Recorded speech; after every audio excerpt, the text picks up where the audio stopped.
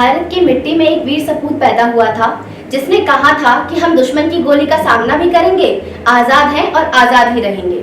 इन पंक्तियों को कहने वाले महान क्रांतिकारी का नाम है चंद्रशेखर आजाद, जिन्होंने यह शपथ ली थी कि उनके जीते जी अंग्रेज हुकूमत उन्हें गिरफ्तार नहीं कर पाएगी। उनका जन्म 23 जुलाई सन 1906 में मध्य प्रदेश के झाबुआ जिले के भावरा में हुआ था।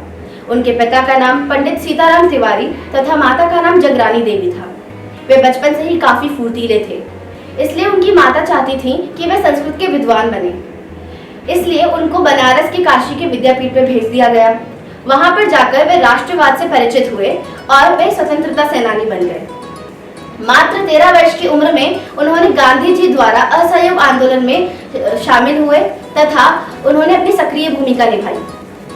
16 वर्ष की उम्र में उन्हें ब्रिटिश सरकार द्वारा गिरफ्तार कर लिया गया। जब उनसे उनका नाम पूछा गया तो उन्होंने अपना नाम आजाद और अपने पिता का नाम स्वतंत्र बताया। उनके इस साहस को देखकर मजिस्ट्रेट आग बबूला हो गए और उन्होंने उन्हें कोड़े मारने का आदेश दिया। वे इतने निडर थे कि उस वक्त भी मुस्कुराते हुए उन्होंने सजा को स्वीकार कर लिया। उसके बाद सन 1922 में महात्मा गांधी जी ने असहयोग आंदोलन वापस ले लिया, जिसके बाद उनकी राष्ट्रवादी भावना तथा उनके अपने देश को आजाद देखने के सपने को ठेस पहुंची। वे और भी आक्रामक हो गए और उन्होंने बाद में ये सोचा कि अहिंसक आंदोलन ब्रिटिश साम्राज्य को नहीं हिला पाएंगे। इसलिए उन्होंने स्वतंत्रता गतिविधियों के लिए धन अर्जित करना शुरू कर दिया। वे राम प्रसाद बिस्मिल से मिले तथा हिंदुस्तान रिपब्लिकन एसोसिएशन में शामिल हो गए। उन्होंने 1925 में एक काकोरी नामक षड्यंत्र योजना बनाई, जिसके तहत उन्होंने सरकारी बस को लूटा और उससे मिले धन से उन्होंने हथियार अर्जित करे। जब वह बस को लूट रहे थे तब एक यात्री की मृत्यु हो गई, जिसकी हत्या का केस भी ब्रिटिश सरकार ने आजाद के ऊपर लगाया और उन्होंने बिस्मिल, अशफाक उल्ला खान दोनों को गिरफ्तार कर लिया। लेकिन वहां से आजाद भाग निकलने में सफल हो गए। उसके बाद वे कानपुर चले गए।